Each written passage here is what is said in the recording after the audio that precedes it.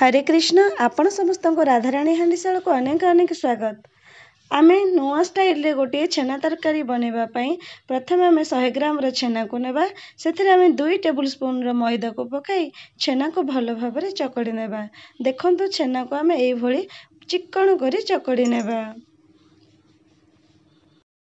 छेना एठी आमर चिक्कण भाबरे चकटी ही एबे चलंतु आमे को छोटो छोटो बॉल आकार रे तैयारी करिबा।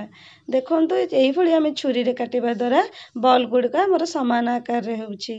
एबे चलंतु एई बॉल को आमे एई भली टिके लंबा करिबा एवं चिंगुडी रा आकार दे मझिरे गोटे सिरा काटी नेबा एवं तार एई भली गोटे लांज मध्ये प्रस्तुत करिबा। एई सब बॉल गुडी को आमे चलंतु एई भली चिंगुडी रा आकार दे देबा। एठी हमर सबु छेना चिंगुडी रेडी ही एबे चलंतु आको भाजिबा पई कड़ाई रे तेल गरम करिबा। तेल एठी हमर गरम होई एबे गोटे गोटे करी आमे सबु छेना चिंगुडी को एथिरे ऐड करि नेबा।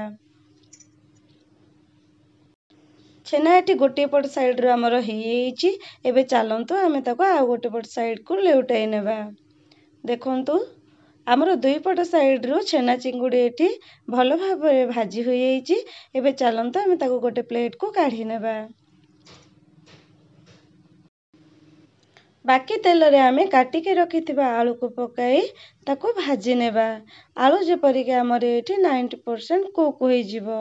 देखंतु आलू एठी हमर भाजी होईछि एवं आलू हमर एठी पूरा सिझी जाईछि। एबे चलंतु आलू को आमे गोटे प्लेट को काढी नेबा। एबे सेही बळका तेल रे गोटे चमच रो छेचा अदा को देबा एवं 2टी कटा टमाटो को दे टिके समय भाजी नेबा।